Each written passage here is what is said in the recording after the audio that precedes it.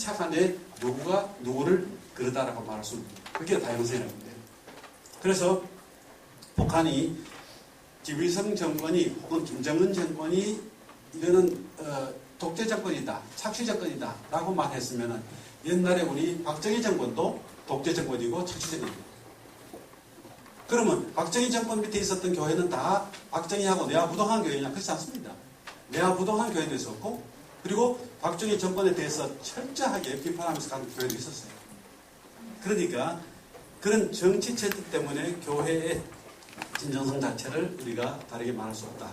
다음에 둘째는 우리 자체적인 비판을 봤을 때 나는 현재 남한에 있는 많은 교회가 자본주의와 동행한다고 생각합니다.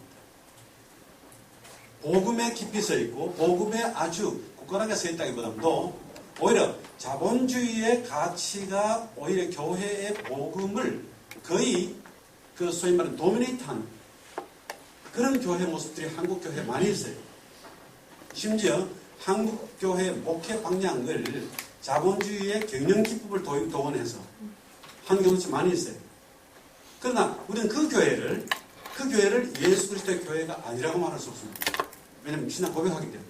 단지 뭐냐, 교회가 종교개혁 때 로마 카톨릭 교회의 교회 진정성, 교회가 권력화되고 신앙이 미신화되고 하는 것을 그때 교회가 교회의 진정성, 진실로 예수 그리스도의 교회로 거듭나기 위해서는 현재 교회 체제를 다 무너뜨리고 교회가 개혁되어야 된다라고 하는 요구를 했듯이, 하나님께서 뽑아주신 사람은 거룩한 사람이지만 그 인간은 인간인 이상 항상 죄가 있듯이 현재 교회는, 하나님의 교회는 거룩하지만 그 교회를 구성하고 있는 인간은 항상 우리가 한계가 있는 거예요. 그 한계에 있는 교회는 항상 비판받아야 되고 회개해야 되고 개혁돼야 되고 라고 하는 그 부분을 우리가 갖고 있듯이 어느 교회가 어느 체제 때문에 그 교회는 교회가 아니다 라고 말할 수 있는 것이고, 그때 이제 아까 얘기를 했을 때 공산주의 안에 있는 교회지만은 그 교회가 예수 그리스도를 고백하면 그 교회는 공산주의 체제 속에 있더라도 받아들인다라고 하는 것은 곧 공산주의를 인정한 게 아니냐, 혹은 인정한다 안 한다 하더라도 공산주의에 대한 충분히 비판적이지 않느냐, 비판적이지 않지 않느냐 라고 한 얘기는 타협한 게 아니냐. 그렇다면은 카타콤 안에 있는 교회, 그 로마 체제 속에 있었어요. 그러나 역사적으로 카타콤 속에 있는 교회보다 더 순수한 교회가 없었습니다. 그러나 카타콤 교회를 인정한다고 해서 로마 체제를 인정한 건 아니고, 중요한 것은 거기에서 그 교회가 예수 그리스도를 고백했다는 그 자체에 방점을 두고 그 교회가 약하지만은 그 교회를 끌어안고 가려고 하는 노력이 조금씩 있었다. 예, 좀 감사드립니다. 이제부터는 좀 질문이 많기 때문에 같은 종류의 질문으로 모아주시기 바랍니다. 그러니까 한 학우가 질문을 했을 때 그와 비슷한 질문이 있는 학우들이 그 다음에 손을 들고 같은 종류의 질문을 몇 개 모아서 한꺼번에 답을 주시는 게 효과적일 것 같아요. 자, 뒤에 학우부터 먼저 이야기해주세요. 자기 소개해주고. 네, 저는 13학번 이도청이라고 합니다. 교수님께 무례한 말씀인지는 몰라도 저는 교수님께서 북한에 대해 말씀하실 때 모든 게 궤변으로 들렸습니다. 북한에 대해서 마음을 품고 기도하신 적 있으십니까? 아니, 그렇게 말하지 말고 본인의 입장을 이야기해야 돼. 지금은 교수님께 그런 질문을 하는 시간이 아니고 리토리컬한 퀘스천 말고 본인의 진정한 핵심적인 질문을 말해주세요. 북한 정권은 적그리스도 체제 아닙니까? 다른 공산주의 체제랑 완전히 다릅니다. 왜냐면은 오픈도어스에서 조사한 자료에 따르면은 10년 동안 북한이 기독교를 탄압한 세계 제1의 국가였습니다. 10년 내내. 김일성 스스로 자기가 집사 이하는 모두 다 죽였다고 그랬고, 기독교는 우리 체제와 같이 갈 수 없는 체제라고 말했습니다. 그래서 질문의 핵심이 뭐예요? 북한을 어떻게 생각하느냐 그거죠. 북한 체제에 대해서. 공산주의 칠골교회가 어떻게 진짜 교회가 될 수가 있습니까? 오케이, 됐어요. 그 다음에 그와 관련한 질문 또 있는 하고 있어요? 네, 다른 질문 없으면 북한과 관련된 질문이 있으면 해주시고, 아니면 예. 그 질문을 하더라도 여러분이 좀 예의를 지켜주기 바랍니다. 일리학원 팀장과 신기사입니다. 예. 저는 일단 제가 사실 정확하게 알고 있지 않은 부분이 있는데 제가 얻을 수 있었던 소스에서만 가지고 있는 걸로 기준으로 질문을 드리면 제가 저번 학기에 들었던 창조와 진화에서 들었던 수업을 기반으로 봤을 때는 그 수업에서 공산주의는 유물론에 기초한 신을 인정하지 않는 유물론에 기초한 사상이다라는 걸로 배웠고 그래서 제가 그런 거 이렇게 하나 했고요. 그리고 또 유튜브에 있는 영상 중에 북한에 있는 어느 교회에 여자 전도사님이 이렇게 정확하게 기억이 안 나는데 아까 찾아보긴 했었는데 그게 어떤 내용이냐면 핵심만 이야기하세요. 그래서 김일성이 결국에는 하나님이다라고 생각을 한다라고 본인의 말로 말하는 걸 들었습니다. 오케이. 그리고 또 열매 그걸 봤을 때 북한에 있는 김정은, 김일성, 그 체제도 한국에 있었던 전두환 박정희 대통령 시대와 마찬가지로 독재 정권이라고 생각을 하는데 우리나라에서 정말 다른 복음을 가지고 있던 분들이 민주화를 위해서 운동하셨던 것처럼 북한에 있는 교회도 만약에 정말 예수님의 말씀을 따르는 정말 그런 교회라면 북한에 있는 그 3대 독재 정권에 위해서 한번해야 하는 것이 아닌가.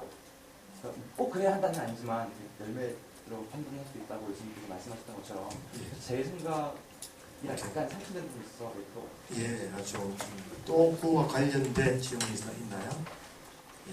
그러면 북한에 관련된 질문은 이렇게 해서 한번 마무리를 하고 그 다음에 다른 질문으로 넘어가겠습니다.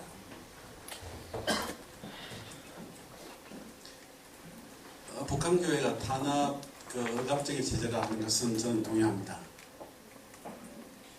북한 사회가 절대로 자유로운 사회가 아니라고 생각합니다.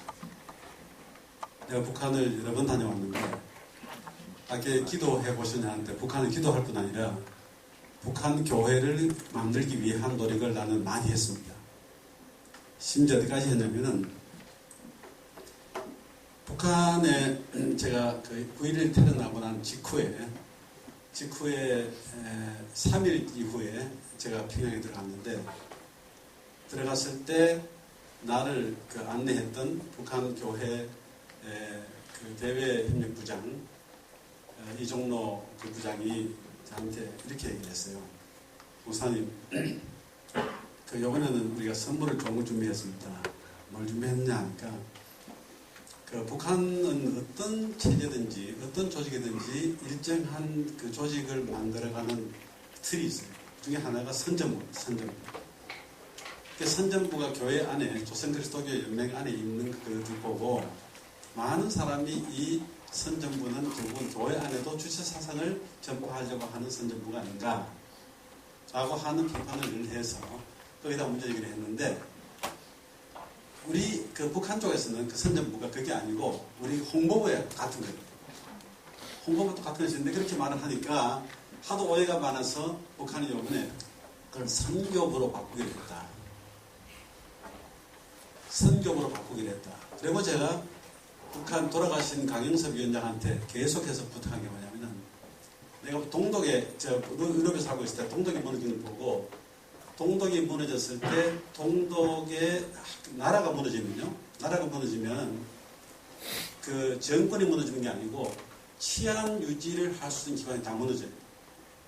다시 말하면 경찰이 무너지죠. 군대가 해산되죠. 그리고 사회를 하나 불러모을 수 있는 권위를 갖고 있는 그룹이 아무도 없습니다. 그때 동독이 무너져서 호네가 무너졌을 때 동독의 과도 정권을 유지하는데 12개 내각 의원 중에 장관 중에서 8명이 동독교회에서 들어가요. 목사님들이 다 들어갔어요.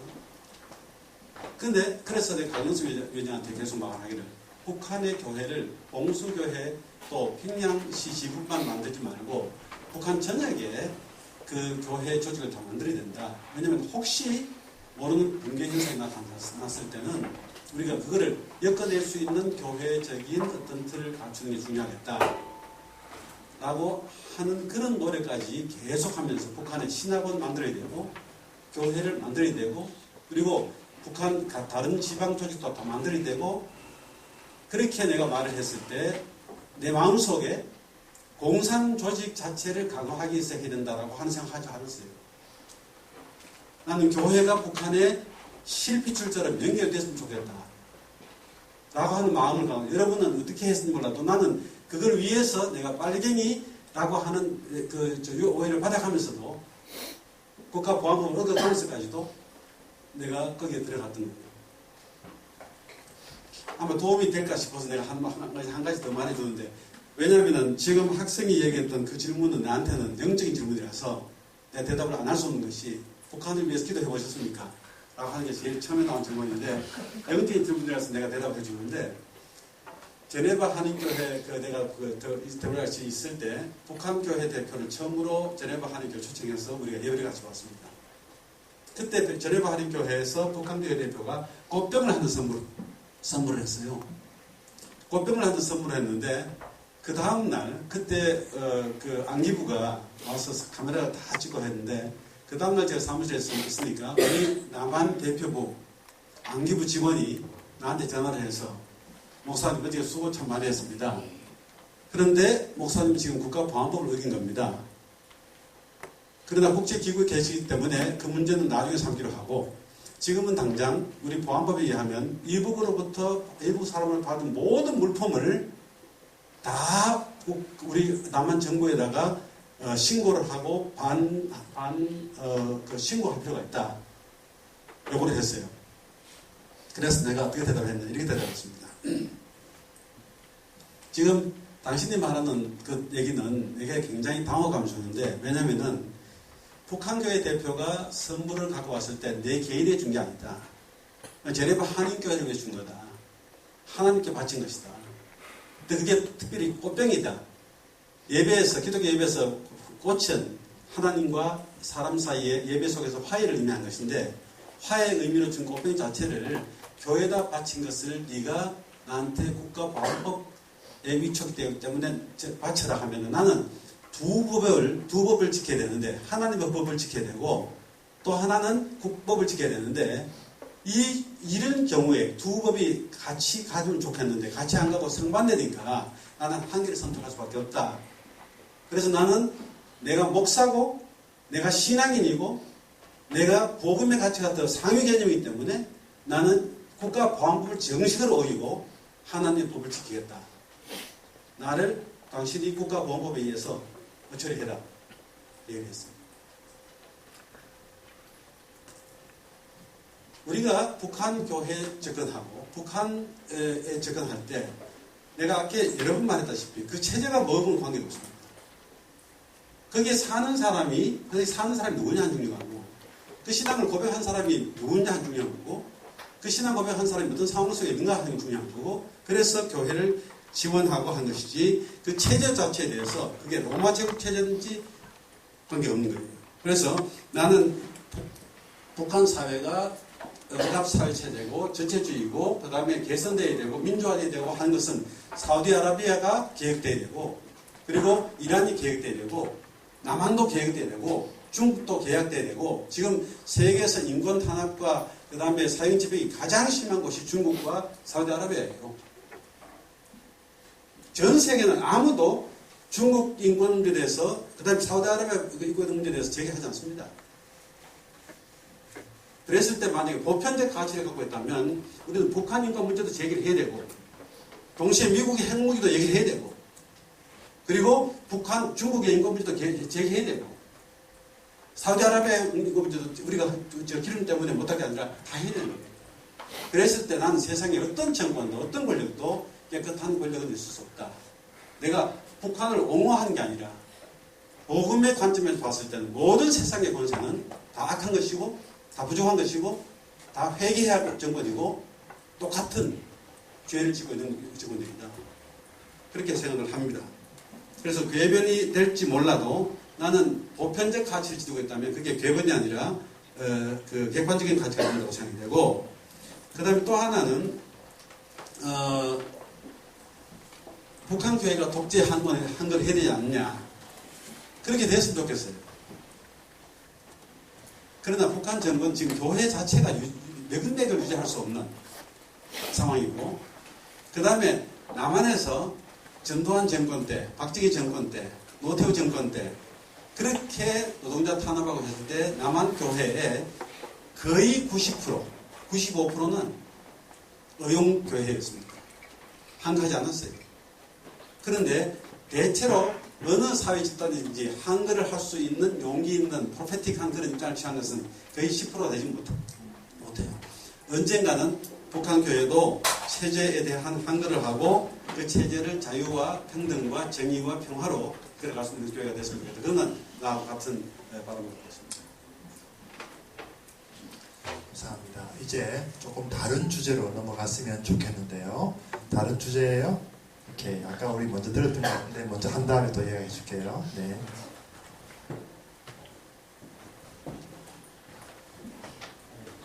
안녕하십니까. 저는 06학번 교양교자 고강병입니다. 제가 질문 드리고 싶은 주제는 이제 다원주의에 관한 문제인데요. 사실 많은 면에 있어서 질문을 드리고 저는 나름대로 이 강의를 통해서 대답을 잘 못 들었다고 생각하기 때문에 많은 면에서 질문을 드리고 싶지만 그 가운데서 다원주의에 관한 질문 두 가지만 드리고 싶은데 첫 번째로 이제 WCC가 얘기하는 부분에 있어서 아까 목사님께서 말씀하셨듯이 이제 다른 종교와 이야기를 맺어 나갈 때 이제 그 종교가 처음 시작할 때는 항상 하나님은 기독교 밖에서 어떻게 역사하시는가에 대해서 이제 이야기를 꺼내면서 이야기를 하신다고 하셨습니다. 그리고 에큐메니컬 운동도 결국 그 마찬가지로 인도네시아의 알라라고 부른다고 하는 것도 이렇게 얘기하셨는데 이러한 것이 이제 만유에 임재하시는 하나님을 인정한다는 것 자체가 결국은 이제 물론 이제 WCC는 예수 그리스도를 고백하는 교회만을 WCC로 포함하고 있지만 다른 종교하고 그러한 하나님에 대해서 이야기를 하는 것 자체가 다른 종교에서 이야기하고 있는 신 또한 그 다원주의, 그러니까 큰 면으로 봤을 때 이 땅을 창조한 그 하나님, 같은 하나님이라고 보고 있는 다원주의 같은 개념으로 보고 있는 것이 아닌지 첫 번째로 질문 드리고 싶고요. 두 번째는 이제 아까 그 북한도 마찬가지였지만 결국 WCC가 이제 기독교 단체가 아니면 WCC로 들어올 수 없다고 얘기하셨는데 그 기독교 단체를 선정하는 기준에 대해서도 조금 더 자세하게 듣고 싶은 면이 있습니다. 왜냐하면 예수 그리스도를 고백하는 것 또한 물론 되게 교회를 판단하는 중요한 기준이 될 수 있지만 저는 무엇을 믿는지도 중요하지만 어떻게 믿는지도 되게 중요하다고 생각을 합니다. 그래서 수많은 이단들도 사실은 예수 그리스도를 하나님의 자녀이자 또 이렇게 메시아라고 고백을 하고 근데 이제 그것이 구원론이 어떤 식으로 발전해나냐에 따라서 이단이냐 기독교냐가 되게 편성되는 경우가 많은데 단순히 북한의 그러한 교회 또한도 예수 그리스도를 고백하는 것만으로 교회를 인정할 수 있다면 너무 그러한 기준이 좀 모호하지 않을까 싶어서 그 기준에 대해서 좀 더 자세히 듣고 싶습니다. 네, 감사합니다. 다원주의에 관한 내용들인데 거기와 관련해서 오케이 우리 학생 네네. 저도 저런 맥락에서 질문을 드리고 싶은데요. 종교 다원주의를 자기 자신 잠깐 소개해 주고. 너무 급했네요. 저는 11학번 법학부 김민지라고 합니다. 네, 이제 질문을 드리도록 하겠습니다. 네, 같은 맥락에서 나온 질문인데요. 종교 다원주의를 WCC가 추구하는 게 아니라고 말씀하셨는데 현상적으로 봤을 때 제7차 호주 캔버라에서 했던 그 대회 때는 힌두교, 이슬람교 등등 한 15개 그런 종교의 지도자들도 같이 참여해서 또 모든 그런 WCC 프로그램에 참여했다고 하는데 이런 맥락에서 그런 교회만은 WCC에 참여하는 주체를 본 것에 좀 모순이 있다 생각하고 또 종교 다원주의적 접근이 아닌가 여쭤보고 싶고요.